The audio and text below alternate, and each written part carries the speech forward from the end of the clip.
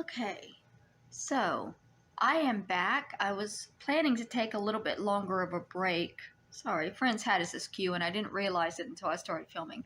I was planning to take a little bit longer of a break, but I really want to get into Soap Season 2, so I'm back. And a little bit sunburned, if you can see. I've been out collecting recycling, and that sun is not friendly. Even in winter, that sun is a fucking bitch. Anyways, so I'm going to talk about season 1 of Soap before I get into season 2. And I've made a little list here of all of the names of the characters. I've separated them, Mary's family and Jessica's family, so that I can go through and give each member their minute. Some don't have very much to talk about for season 1. So we're going to start out with Jessica, I guess. She is one of our main characters. I think Jessica is the main character. I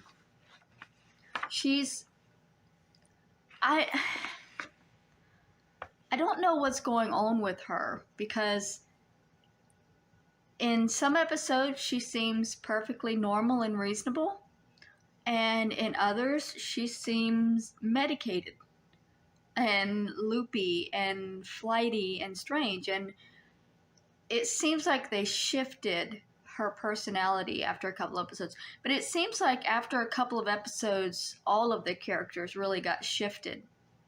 Because in the beginning, I really didn't like a whole lot of the characters. But then after a couple of episodes, some things changed, and I started to like them. So Jessica is a mother. She's a wife. The first thing we learn about her is that she is sleeping with her tennis instructor, Peter. By the end of the season 1, she has been to trial and convicted for Peter's death. So how the fuck did we go from a mother and wife having an affair to prison for murder in 20 episodes, 25 episodes, I think there was. That was a lot of her thing. There was also a big thing with her and Corinne. So I guess we'll talk about Corinne next, since it's part of Jessica's story. Because Corinne is introduced to us as one of Jessica's daughters, but she's not actually Jessica's daughter. She was kind of stolen from her real mother, Ingrid, who I'm not going to talk about any further than that because I don't like her. As for Corinne's character, I'm not the biggest fan.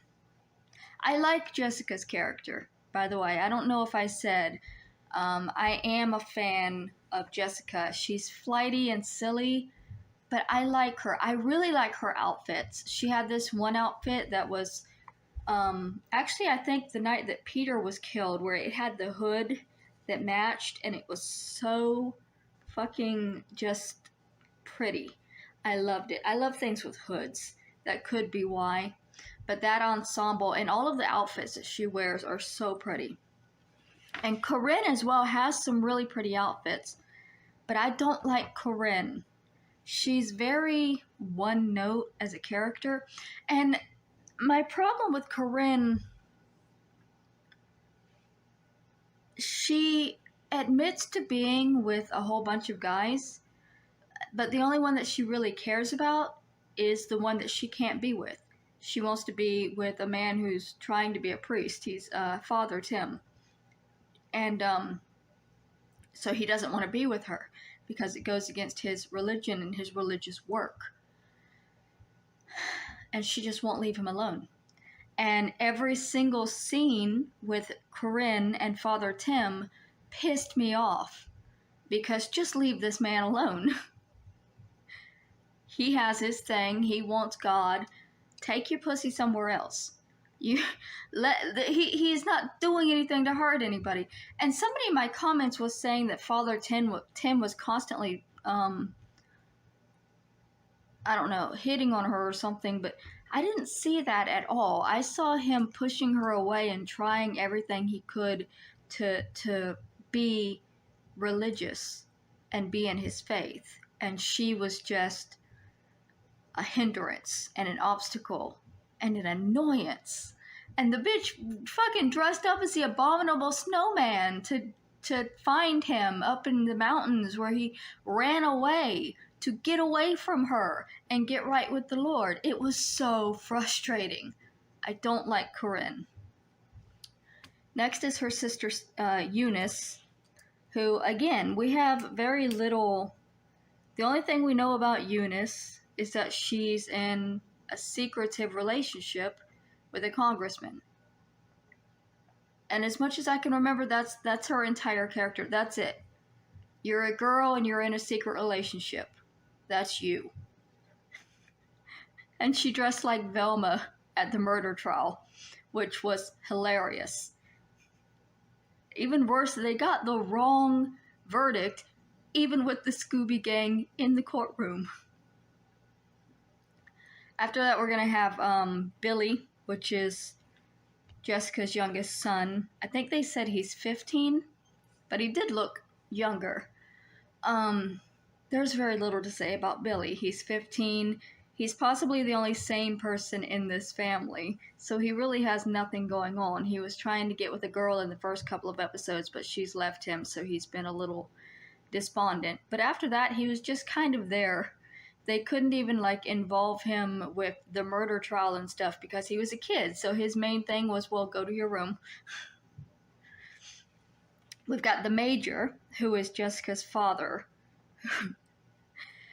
who, I guess he was in World War I or World War II, or possibly both, and is still a little shell-shocked.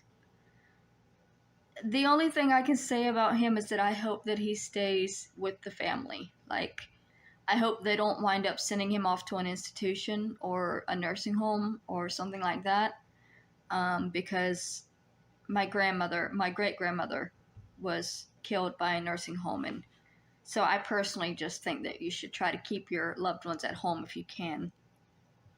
After that, we have Chester, which is Jessica's husband. I don't like Chester. I'm hoping they just get rid of Chester, but I don't think that's going to happen. Chester is an asshole.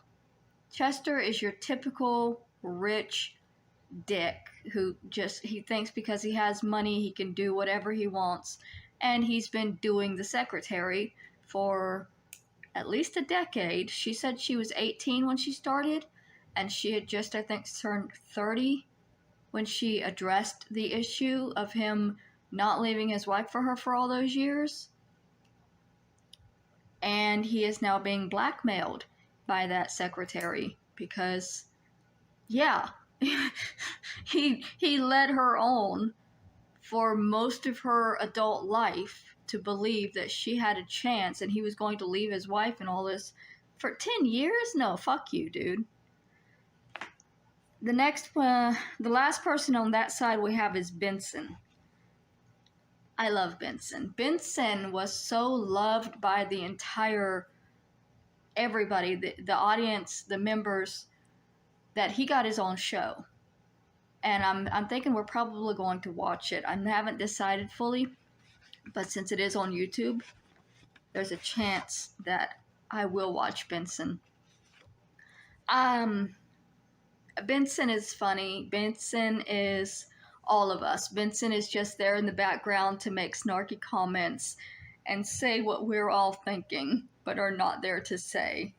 And I love him. And I love, when they have him, I love that whenever they have him outside of the house, he's bringing somebody food.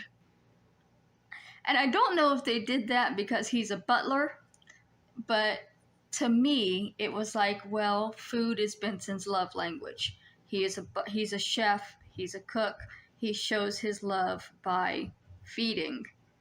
And so I don't know if that's what they meant when they did that, or if they were just the stereotype of you're a butler, this is all you do, you bring them food.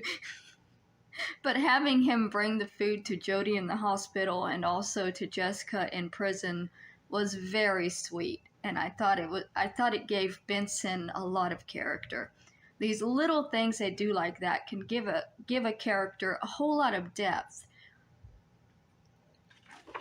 And we've gone through the entire of Jessica's side. So on the other side, we have Mary's family. Mary is, I think, the only sane person in her family. She doesn't have a whole lot going on herself. It's everything going on with her is connected to her family. So she's a wife and a mother to adult children. Her first husband is deceased when we start the series, and she is married to her second husband, Bert. Now, Bert is quickly becoming my favorite character from my least favorite character. When the series started, for the first four or five episodes, I could not stand Bert or Chester, either of them. I hated those two characters. And I think it came down to how they were written and how they were portrayed. Because Bert, in the original portrayal of him, he has killed Mary's husband, and he's married her out of guilt, and he's unable to fuck her because he's guilty about killing her first husband. He has a very contentious relationship with both of her sons, Danny, who is in the mob, and Jody, who is gay. And because of that contention and that, I think like the first scene with Danny, they have a food fight. The first couple of episodes, they wind up just throwing food at each other. Which also made me mad. Stop throwing food at each other. Also, with Bert, he's always wearing everything he owns. I swear the man is freezing all the time. He's always wearing at least 3 shirts. And his movements are he is a hilarious comic actor. What changed it and made him one of my favorite characters was them making him crazy. When he started going invisible, that was when his character really clicked for me, and he just became hilarious. And it makes sense. Because he is acting erratic and insane, which is exactly how you would expect somebody who had murdered somebody to act. So I love Bert, and I don't care what they do with him as long as he gets to stay crazy. Make him purple, have him join a band and sing folk songs. I don't care. Just keep Bert crazy. So from there we've got Jody. It's Mary's son. Jody is gay, and that's pretty much all there is to Jody. He says it over and over and over again in the first dozen episodes. He's just telling everybody over and over again that he's gay. That's his big thing. He's gay, and he is dating a football player, and the football player is ashamed of being gay, and so the football player is dating a woman as a beard. And Jody, in the first dozen episodes, is planning to get a sex change so that the football player will be with them, thinking, well, if I'm a woman, they can be with me and not have to lie anymore. But the day of the sex change operation, the football player comes and just breaks off the relationship entirely and just shatters Jody's heart. So Jody decides not to get the sex change operation and originally attempts suicide, which was very dramatic and also very well acted and written, because I am about to tear up and start crying thinking about it. That old Jewish man that was talking to Jody and telling him to hold on, and that it does get better. Okay. After that, we've got Chuck and Bob. Chuck and Bob are Bert's. Oh. Chuck is Bert's son. Bob is Bert's Bob. Bob is a ventriloquist dummy, a doll that Chuck talks through. And I did a little bit of research into the show, and apparently, originally, the killer for Peter was going to be Chuck and Bob, which makes sense because Chuck and Bob showed up just around the middle of the season. And so with them being new characters, it made sense that they would have written them off quickly as the murderers. But because people loved the characters so much, they decided to keep them and make them full-time cast. And I'm so happy they did because they're a whole lot of fun. I don't know a lot about Chuck, but Bob is hilarious. Bob apparently doesn't like Jody being gay and has been leaving him notes. The scene where Jody has put Bob in the fridge just kills me. And a lot of that is also Bert's acting when he finds Bob. And Chuck's acting of Bob was shaking and trembling and shivering when he pulled him out of the fridge. It's fantastic. Chuck is still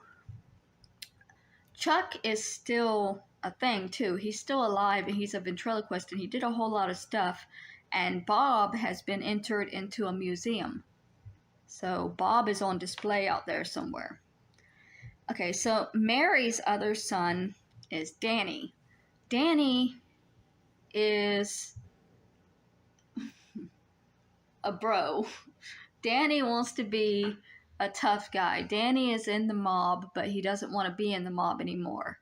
And so originally when we meet Danny, he is trying to exit the mob and told that he has to kill Bert because Bert killed his father. And so to exit the mob, he has to kill Bert, but he doesn't want to kill Bert. And so by the end of season 1, Danny just has to marry the Godfather's daughter in order to not be killed.